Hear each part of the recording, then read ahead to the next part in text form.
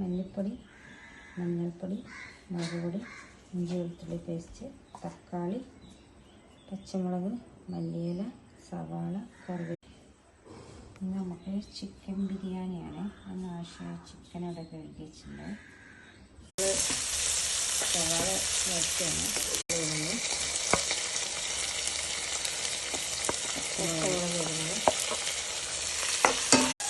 ഇനി ഉള്ളി വെളുത്തുള്ളി പേസ്റ്റാണ്,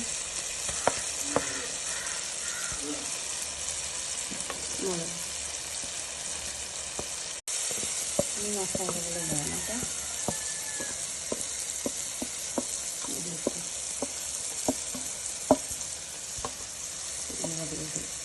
ഇതിൻ്റെ ചട്ടനിലേക്ക് മല്ലിച്ചപ്പും പൊടിയും ചേർത്ത് നമുക്ക് കഴുകി വെച്ച് ചിക്കൻ ഇതിലേക്ക് ചേർക്കാം.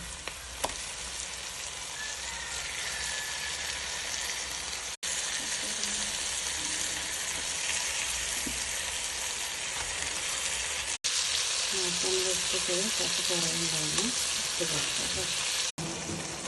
അങ്ങനെ നമ്മുടെ ചിക്കനൊക്കെ തെറ്റായിട്ടുണ്ട്. ഇനി നമുക്ക് ചോറ് ദമ്മിടാം. അങ്ങനെ ചോറ് നമ്മൾ ദമ്മിട്ടിട്ടുണ്ട്.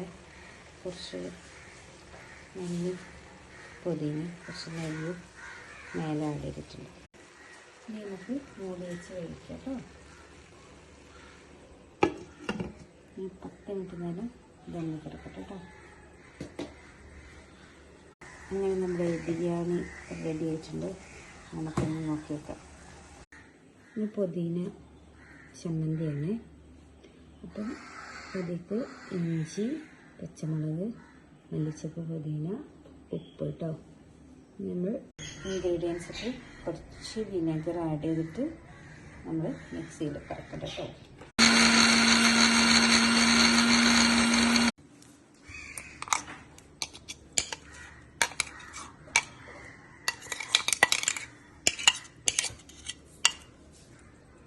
അങ്ങനെ നമ്മുടെ പുതിന ചട്നി,